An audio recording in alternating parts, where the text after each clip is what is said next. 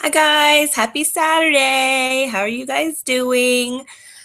Um, Sorry, this is a little late, but I had a crazy night last night. My 4-year-old just randomly Saturday. How are you guys doing? Got sorry, this is a little late, but I had Okay, sorry, that popped up on my screen. Me talking to myself. So we don't want to do that. So yeah, my 4-year-old last night came down with 103 fever, and I was up all night, hence the reason my hair looks a mess and I'm a little disheveled myself. So yeah, I just kind of wanted to address some of the questions that I've had on my vlog lately. I've had a lot of questions regarding IVF. I've had a lot of questions regarding the disease that I have. I've had a lot of questions just in general, about everyday life. So I just figured that I would address those here and kind of just knock everything out. Again, I did not have time to record a vlog and then edit it today. So I just figured that I would go live and just answer the questions right here and now.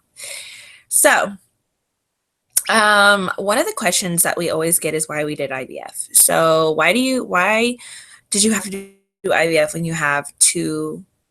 So the answer to that is when I was 6 months postpartum with my youngest son, I was diagnosed with a very rare pulmonary disease called pulmonary hypertension.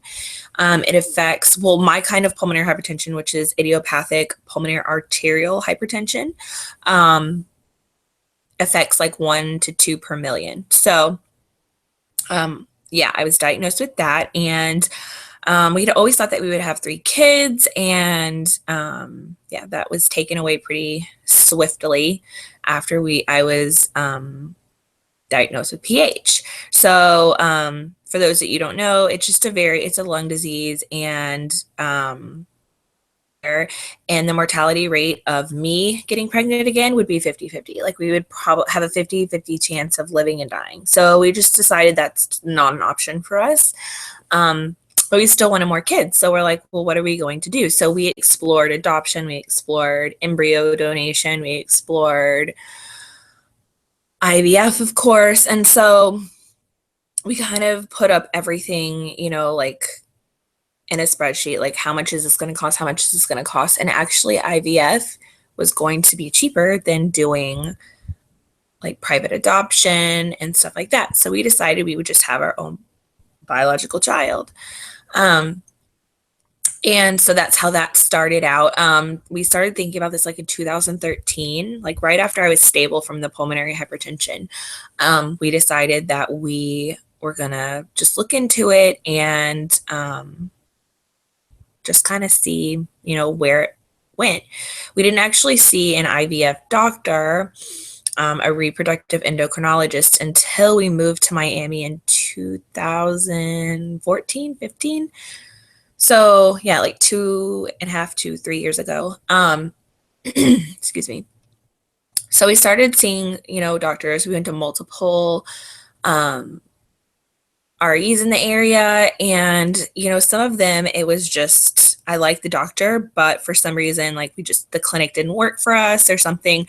One of the clinics that we went to, for instance, said that they would have to quarantine our embryos for 3 months since we would be using a gestational carrier. So we were like, well, we don't like the idea of somebody like telling us what we can do with our own like embryos. So we spent a lot of time at that clinic going back and forth on like what we should do because their success rates were so high. And then we just decided, let's just move on. Let's just find another clinic. And we did. And I got a very good vibe from this doctor who is one that actually did my IVF and everything. So we were very, very fortunate that we found him and that the pricing was comparable, and we liked him. That was the biggest issue. I think right after I met him, the doctor, I was like driving home and I got like these tears in my eyes and I was like, oh my gosh, this is the guy that's going to give us our baby. So another question is, how are you going to have this baby? So we are going to be using a surrogate, which is going to be my sister-in-law, hopefully.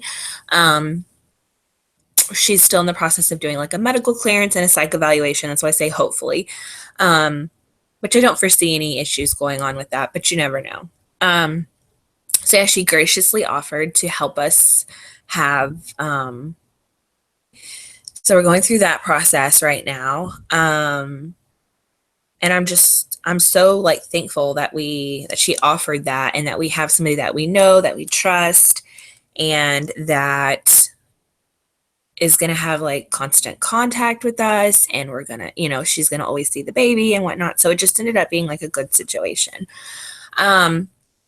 A lot of people have asked, like, what's the process of being a gestational care? How do you go from like IVF to doing the surrogacy? So the process of it is, even though she is my sister-in-law, my husband's sister, we still have to do legal paperwork. We still have to do medical clearance. We still have to do psych evaluations.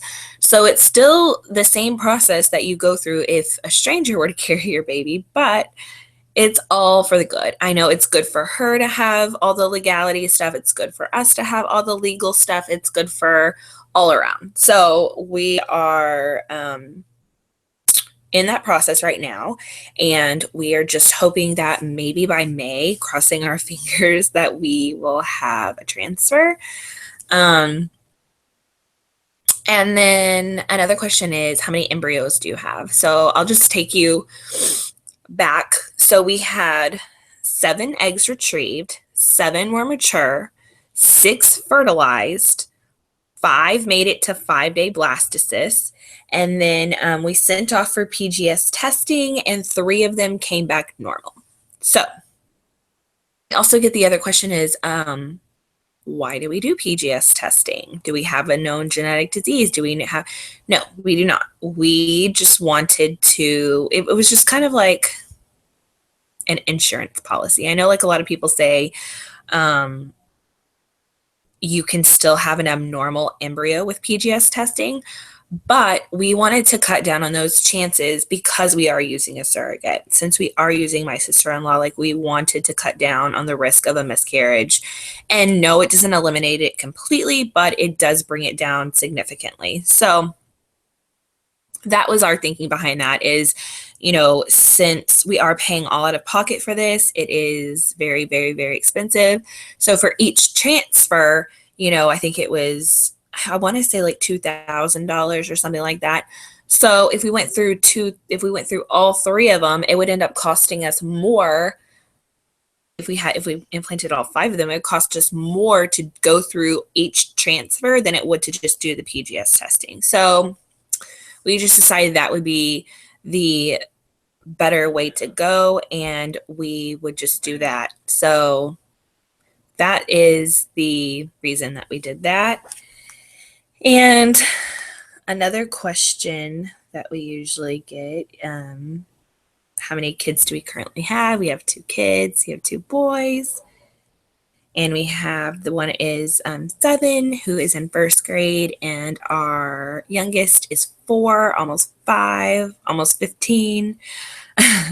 And he is going to be in kindergarten next year. So like a good time to kind of add, because both boys will be in school next year. So it will give us time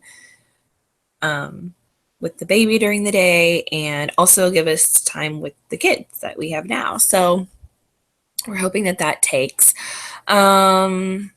Do we plan on having any more kids after this? I say yes. My husband says no. Last night we had the debate. Can't we just put all 3 of the embryos in? Can't we just or can we just do 3 more babies in individual pregnancies? And he's like, you're out of your mind. Absolutely not. He's like, this would not be a responsible decision for us to have 3 more babies. So we're hoping for 1 more. And like I said, if it splits into twins, we will be ecstatic, but we're not going to transfer 2. We're just going to transfer 1 at a time and see how it goes. What are we going to do with our extra embryos? So our extra embryos, like I said, think I told you guys in a couple of other videos before, is that we still don't know. We are leaning towards embryo donation. And like I said, we're probably 2 years out from that because we would like to have our own baby in our arms before we donate any remaining embryos. So that is our plan. And yeah, I don't know if you guys had any more questions. I can't think of any more that I've been seeing on the vlog. Oh, I did see somebody say, did my IVF treatment work? So I know that since you guys didn't technically see me do a transfer yet, we can't say yes, it did work or no, it didn't work. But as of right now, we have 3 viable embryos, supposedly. So I'm holding on to that. And who knows? Like, we don't know if they're going to take or if they're not going to take. But I will definitely keep you guys posted. And like I said, I post Monday, Wednesday, Friday.